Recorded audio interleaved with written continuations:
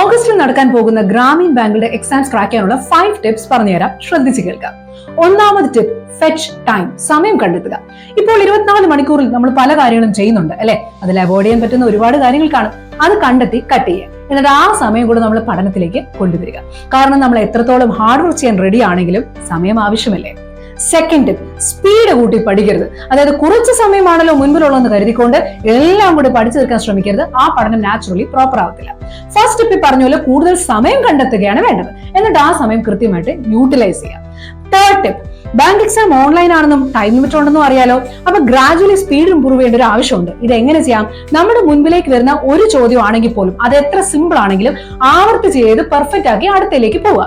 കാര്യം സിമ്പിൾ ആയിട്ടുള്ള ഒരു ചോദ്യമാണെങ്കിൽ പോലും അതിൽ കൺസ്യൂം ചെയ്യുന്ന ടൈം കുറച്ചെടുത്താൽ ആ സമയം കൂടെ നമുക്ക് മറ്റൊരു ടോപ്പിക്കിലേക്ക് യൂസ് ചെയ്യാം അല്ലെ, മറ്റൊരു ക്വസ്റ്റിനെ യൂട്ടിലൈസ് ചെയ്യാം.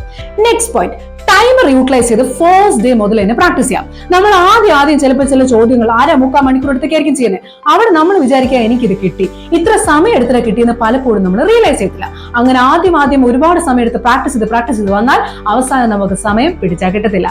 അതുകൊണ്ട് തന്നെ ഫസ്റ്റ് ഡേ ഫസ്റ്റ് ക്വസ്റ്റൻ മുതൽ തന്നെ ടൈമർ വെച്ച് പ്രാക്ടീസ് ചെയ്യാൻ ശ്രദ്ധിക്കുക. അപ്പൊ ഗ്രാജുവലി നമ്മുടെ സ്പീഡ് ഇംപ്രൂവ് ആയിക്കോളും.